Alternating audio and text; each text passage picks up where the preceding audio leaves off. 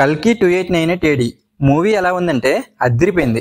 అలాగే starting scenes మాత్రం అస్సలు మిస్ అవ్వద్దు. Hello all, welcome to my channel nomadic cinema. ఇంకా స్టోరీ ఏంటనేది అందరికీ తెలుసు, ట్రైలర్లో చూసాము.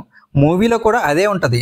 ప్రభాస్ కాంప్లెక్స్ లోకి ఎలాగైనా వెళ్ళాలని, అలాగే కాంప్లెక్స్ లో దీపిక మీద ఎక్స్పెరిమెంట్, అక్కడ తను ఎస్కేప్ అయ్యాక అశ్వత్థామ తనకి హెల్ప్ చేయడం, ఈ ప్రాసెస్ లో ఏం జరిగింది అనేది సిల్వర్ స్క్రీన్ మీద చూస్తేనే బాగుంటది. ఫస్ట్ ఇంత గొప్ప మూవీని మనకు అందించిన నాగ్ అశ్విన్ కి సెల్యూట్ చేయాలి. అతని విజన్ కి, అతని డెడికేషన్ కి take a bow. First half కొంచెం స్లోగా అనిపిస్తుంది, కానీ అసలైన మ్యాటర్ సెకండ్ హాఫ్ లో ఉంటది. మామూలు సెకండ్ హాఫ్ కాదు, అది మెంటల్ మాస్ సెకండ్ హాఫ్. ఇంకా లాస్ట్ 20 మినిట్స్ అయితే వేరే లెవెల్. ప్రభాస్ గారి క్యారెక్టర్ కి ఇచ్చారు ఎలివేషన్స్, ప్యూర్ గూస్ బంప్స్ అంతే. థియేటర్ మొత్తం ఊగిపోయింది, అసలు ఎవరు సీట్స్ లో కూర్చోవట్లేదు, ఆ రేంజ్ లో ఉంది.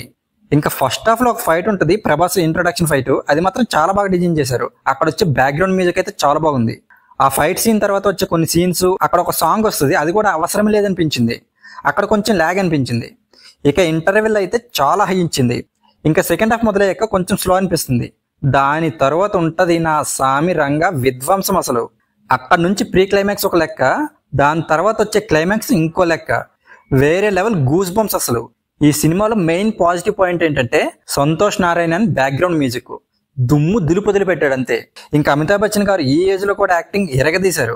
అలాగే దీపిక పడుకునే కూడా చాలా బాగా చేశారు. ఇంకా క్యామియోస్ ఉన్నాయి, అలాగే సర్ప్రైజ్ క్యామియోస్ కూడా చాలా ఉన్నాయి. అసలు మెయిన్ గా ప్రభాస్ గారు అసలు ఎవరు ఎక్స్పెక్ట్ చేయని రోల్, ఆ రోల్ కి ఇచ్చిన ఎలివేషన్ అయితే వేరే లెవెల్. అసలు నాగ్ అశ్విన్ గారు ఇంత బాగా తీస్తాడని ఎవరు ఎక్స్పెక్ట్ చేసి ఉండరు.